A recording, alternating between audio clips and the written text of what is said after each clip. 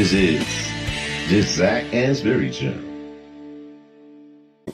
First off, you seem to have a research-intensive role. So some of the people who are listening would probably see, and this is the way exactly that my family see my role actually before I explained it to them, is, you work for a university, so you must be a lecturer, and therefore we spend all of our days and time in front of a lecture theatre packed full of students, and that's our job. But that's not necessarily the case for a large majority of people who work for universities, especially people like yourself who are much more research intensive. Did you want to provide us with a bit of an overview as to how that's different? Yes, I think that's a very good question, and with pleasure I'll do that.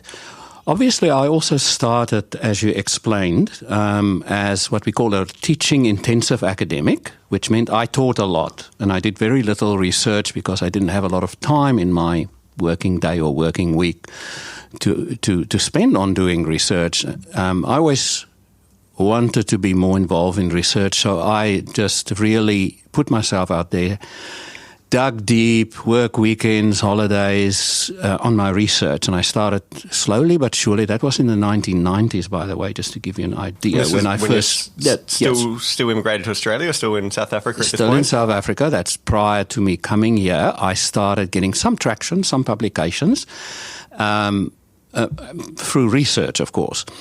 And that infused me to do more and more. It became like a very driven force within me to more and more the quest for knowledge.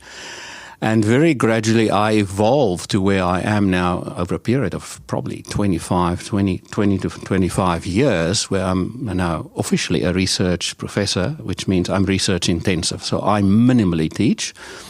And what is expected of me is to publish high-quality research in high-quality journals.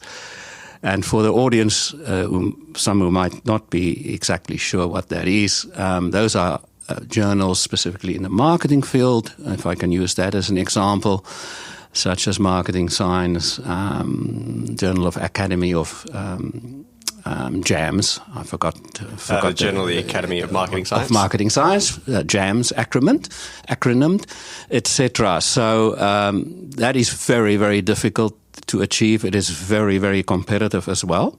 And I constantly strive to achieve that. If unable to reach that level, there are other levels just slightly below that.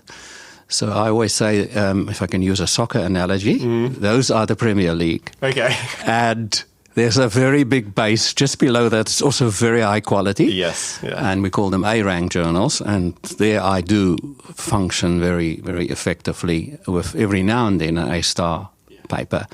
So just to give you an example, if you rated me in terms of the Australian context, on metrics, I'll be in the top 3% of full professors in the marketing field, based on those research outputs.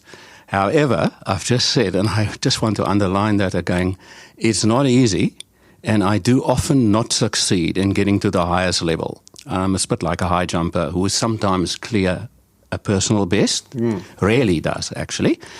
And there's an analogy there. So, most of my call it achievements or outputs are at a level that's high but slightly below the ultimate level.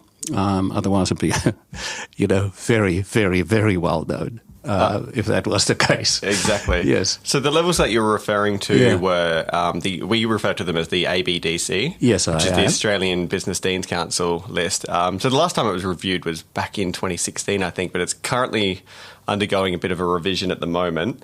And so just to give everyone context at home, like the A stars are sort of, as Johan was mentioning, the Premier League, the top journals within our field, and then you have the A journals, which are still incredibly difficult to get into.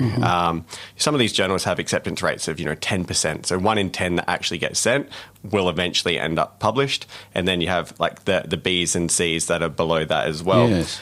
And I think what sometimes we're naturally expected to publish in the top journals and then the top academics, and it kind of feeds into that system where the best get better, and it's very difficult to move up.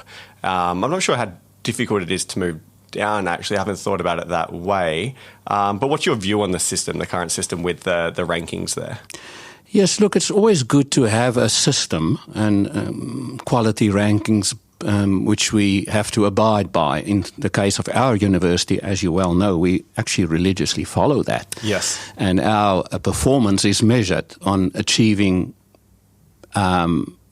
those specified or expected outputs. Just to, maybe for the audience again, to give a metric, in the A-star category, about 7% of journals fit that category, which is very few. Yes. And then with a 10%, acceptance rate, some are as low as 5%. Yes, yeah. You can imagine how small a world that really is and how competitive it is.